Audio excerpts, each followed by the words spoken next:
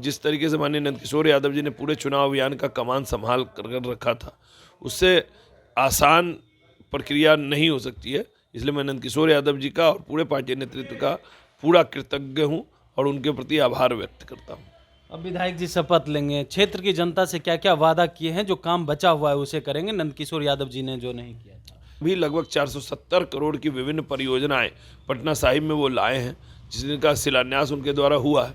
अब मेरी पहली प्राथमिकता कि जिन कामों का शिलान्यास हुआ है उसका ससमय निष्पादन हो जाए, कार्य संपूर्ण हो जाए, उद्घाटन हो जाए, जिससे कि जनता को जल्द से जल्द उसका लाभ मिल सके। तो पटना साहिब अब विकसित हो जाएगी पूर्ण रूप में। बिल्कुल, जिस तरह से पूरा बिहार रफ्तार पकड़ चुका है, पटना साहिब भी रफ्तार पकड़ चुका है और जनता का भरपूर मिल गया है आशीर्वाद, और अब पटना साहिब भी विकसित विधानसभा बनेगा। कई अपराधी जो है चिढ़ा रहे हैं गृह मंत्री को, क्या कहेंगे आप? जो चिढ़ा रहे हैं वो अपने आप सचेत हो जाए। बिहार में किसी भी अपराधी को के लिए बिहार अब कोई चारागाह नहीं है। या तो अपराधी बिहार छोड़ देंगे, नहीं तो अपराधी को उसका सजा भुगतने के लिए तैयार रहे। कब तक ये बात बोलेंगे? क्योंकि कल की घटना देखिए, पटना में भी हुई, सिवान में भी कई ऐसी घटनाएं हुई, और उस क्षेत्र में जहां से शहाबुद्दीन के बेटे जीत करके आए हैं रघुनाथपुर से। ये जो भी अपना फन उठाएगा, वैसे सारे अपराधियों का फन कुचलने के काम वर्तमान सरकार करेगी। लेकिन विपक्ष के लोग कह रहे हैं कि विशेष जाति के लोगों को टारगेट कर रहे हैं सम्राट चौधरी, इनका इशारा हम लोगों ने समझा है।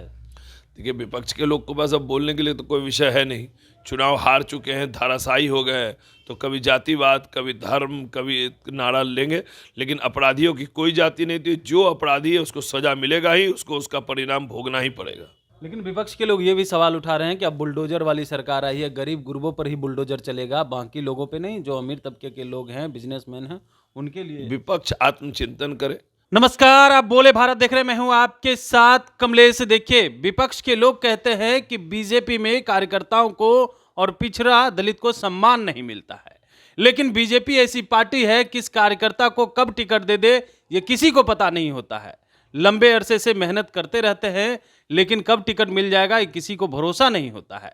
और देखिए, हमारे साथ जो बातचीत करने के लिए वो लंबे समय से बीजेपी में एक सामान्य से कार्यकर्ता थे, और पटना साहिब से टिकट मिल गया। उम्मीद जो है वो नहीं था कि बीजेपी टिकट भी देगी, और ऐसे में देखिए टिकट मिला, जीत करके भी आए। खुद बातचीत करने के लिए हमारे साथ रत्नेश कुशवाहा है। सबसे पहले आपको बधाई हो, क्या कहेंगे जिस तरह से टिकट मिला था उस समय? बहुत बहुत धन्यवाद। हम लोग पार्टी के लंबे समय के कार्यकर्ता हैं और भारतीय जनता पार्टी में हम लोग काम करने में विश्वास रखते हैं कार्यकर्ता के रूप में, और पार्टी को जब जहां लगता है उस तरह से हम लोग की भूमिका तय करती है और हम लोग उसके अनुसार निर्वहन करने का काम करते हैं। जब तक पार्टी ने संगठन में काम करने का आदेश दिया, हम लोगों ने संगठन में लगातार पिछले 25 वर्षों से भारतीय जनता पार्टी के विभिन्न दायित्वों का निर्वहन कर रहे थे। अब पार्टी ने कहा कि पटना साहिब में जाकर पटना साहिब की जनता का सेवा करो, तो अब पटना साहिब की जनता चुनाव लड़ने का आदेश हुआ, चुनाव जीते और अब पटना साहिब की जनता की सेवा में लगे। बीजेपी ने तो ऐसे नेता का टिकट काट दिया जो बहुत कद्दावर थे, यहाँ से लगातार जीतते रहे थे। वो तो आपको आशीर्वाद दिए ही थे। बिल्कुल, माननीय नंदकिशोर यादव जी ने पूरा आशीर्वाद ही नहीं, पूरा चुनाव का संचालन उनके नेतृत्व में हुआ, और इससे सुविधाजनक चुनाव लड़ना मेरे लगता है कि कभी ना हुआ। मैं दूसरे को भी कई लोगों को चुनाव लड़ाया हूँ, लेकिन जिस तरीके से माननीय नंदकिशोर यादव जी ने पूरे चुनाव अभियान का कमान संभाल कर रखा था, उससे आसान प्रक्रिया नहीं हो सकती है। इसलिए मैं नंदकिशोर यादव जी का और पूरे पार्टी नेतृत्व का पूरा कृतज्ञ हूँ और उनके प्रति आभार व्यक्त करता हूँ। अब विधायक जी शपथ लेंगे, क्षेत्र की जनता से क्या क्या वादा किए हैं, जो काम बचा हुआ है उसे करेंगे, नंदकिशोर यादव जी ने जो नहीं किया था। नहीं, नंदकिशोर यादव जी ने अभी चुनाव के कुछ दिन पूर्व ही पटना साहिब के सर्वांगीण विकास का पूर्व में भी बहुत काम किया है, मैरिन ड्राइव से लेकर, और वहाँ पर गुरु गोविंद सिंह अस्पताल का अपग्रेडेशन से लेकर कई काम कर रखा है। और साथ ही साथ लगभग 470 करोड़ की विभिन्न परियोजनाएं पटना साहिब में वो लाए हैं, जिनका शिलान्यास उनके द्वारा हुआ है। अब मेरी पहली प्राथमिकता कि जिन कामों का शिलान्यास हुआ है उसका ससमय निष्पादन हो जाए, कार्य संपूर्ण हो जाए, उद्घाटन हो जाए, जिससे कि जनता को जल्द से जल्द उसका लाभ मिल सके। तो पटना साहिब अब विकसित हो जाएगी पूर्ण रूप में। बिल्कुल, जिस तरह से पूरा बिहार रफ्तार पकड़ चुका है, पटना साहिब भी रफ्तार पकड़ चुका है और जनता का भरपूर मिल गया है आशीर्वाद, और अब पटना साहिब भी विकसित विधानसभा बनेगा। एक सवाल अब उठ रहे हैं बिहार में लॉ एंड ऑर्डर को लेकर के। डिप्टी सीएम को गृह विभाग मिला, चर्चा का विषय हुआ कि 20 वर्ष तक नीतीश कुमार रखे, लेकिन अब सम्राट चौधरी को दे दिए हैं।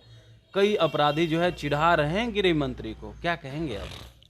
जो चिढ़ा रहे हैं वो अपने आप सचेत हो जाए। बिहार में किसी भी अपराधी को के लिए बिहार अब कोई चारागाह नहीं है। या तो अपराधी बिहार छोड़ देंगे, नहीं तो अपराधी को उसका सजा भुगतने के लिए तैयार रहे।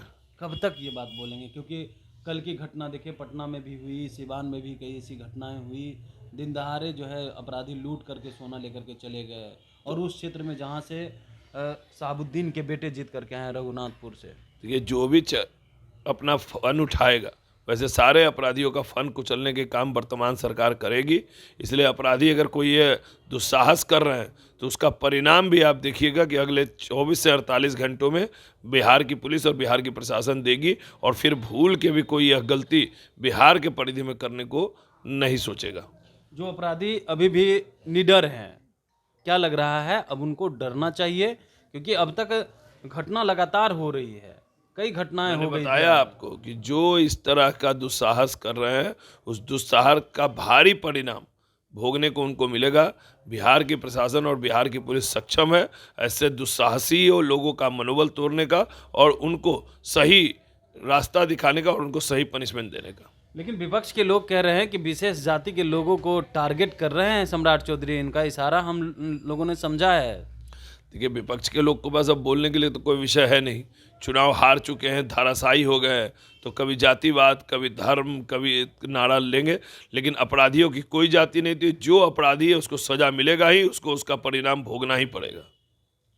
5 साल में बिहार बदला हुआ नजर आएगा। बिल्कुल, आप देख लीजिए, पहली कैबिनेट में ही इंडस्ट्रियलाइजेशन के लिए पूरी बात हो गई है।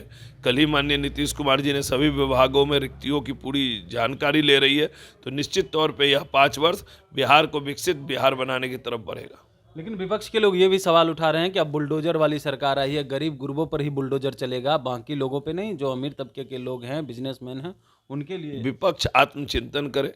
विपक्ष का सुपरा साफ हो गया, पहले वो ये समझे। इसी गरीब पर बुलडोजर चला। नहीं, पहले वो अनर्गल मुद्दे जो उठाता और लोग को दिग्भ्रमित करने का जो प्रयास करते हैं, इसी के चलते पूरा चुनाव में सुपरा साफ हो गया। और इस तरह से गरीबों को बरगलाने का काम न करें। निश्चित तौर पे हमारी सरकार संवेदनशील सरकार है, और वह सरकार को मालूम है कि कहाँ क्या कार्रवाई और किसके खिलाफ क्या कार्रवाई करना है। इसके प्रति पूरी प्रशासन सचेत है, और हमारी सरकार भी प्रतिबद्ध है।